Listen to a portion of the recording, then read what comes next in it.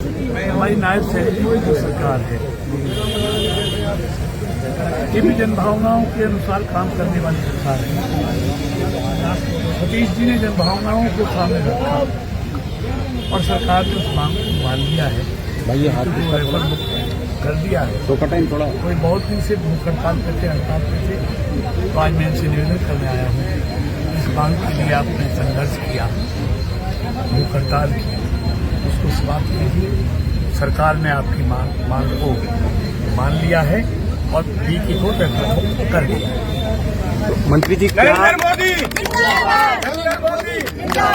जी आपने कहा कि मांगों को मान लिया गया, क्या अब के बाद बीके अस्पताल में कोई रेफर नहीं होगा?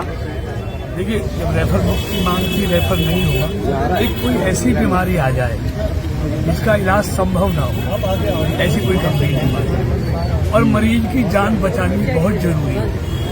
ऐसा तो हो नहीं सकता कि रेफर ना किया जाए, मरीज की चाहे जान चली जाए।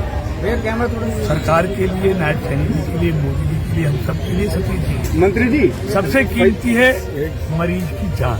मंत्री जी वो जैसे भी स्वास्थ्य जान बच सकती है उसको बचाने का पूरी तरह स्वास्थ्य से सेवाएं वैसे बेहतर है नहीं, जैसे तैसे चल रही है, परंतु कुछ लोग पतीला लगाने का काम कर रहे हैं यहाँ पर, जो कुछ दलाल कहिए या कोई बिचौलिया कहिए, जो उनको यहाँ के भंवर में फंसा देते हैं प्राइवेट अस्पतालों में। अभी हाल में एक मामला सामने आया था परसों, हमारे मामला कुछ भी नहीं था। आप जो भी शिकायतें हैं आप लीजिए, निश्चित तौर पर अगर कोई कोताही करेगा अपने फर्ज में, अपने काम में, निश्चित तौर पर सरकार उसके खिलाफ कार्रवाई करेगी। रेफर मुक्त की एक महत्वपूर्ण मांग थी ट्रॉमा सेंटर, क्या ट्रॉमा सेंटर पर भी कोई काम होगा?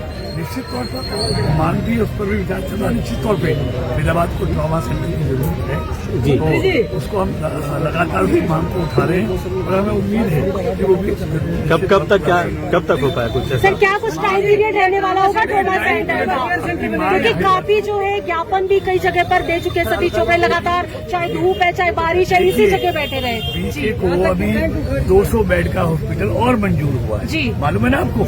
है अब उसको बनाना शुरू होगा। हाँ। तो सरकार अच्छी स्वास्थ्य सुविधाएं प्रदेश के फरीदाबाद के लोगों को मिले, उसके लिए लगातार काम कर रही है। गरीब लोगों का 5 लाख तक का इलाज 60 करोड़ इस देश में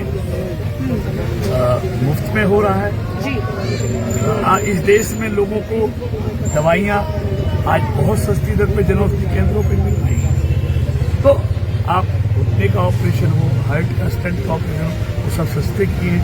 तो मोदी सरकार, नायब सैनिक जी की सरकार लगातार गरीब आदमी इलाज के अभाव में उसका उसके जीवन को कोई खतरा ना हो, उसके लिए लगातार मोदी सरकार और नायब सैनिक सरकार काम कर रही है।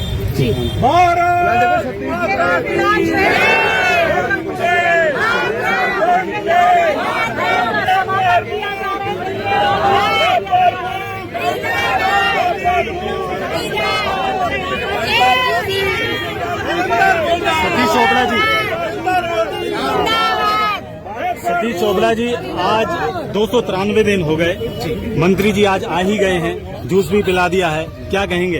देखिए, पहले तो मैं सरकार का धन्यवाद करता हूँ और किशन पाल गुर्जर जी, माननीय केंद्रीय मंत्री, मेरे फर्दों के पीछे से भी बहुत सपोर्ट किया, हमारे समर्थन किया। ट्रॉमा सेंटर की मांग पर उन्होंने अपने लोकसभा चुनाव में वादा भी किया था कि शहर को ट्रॉमा सेंटर देने की जरूरत है।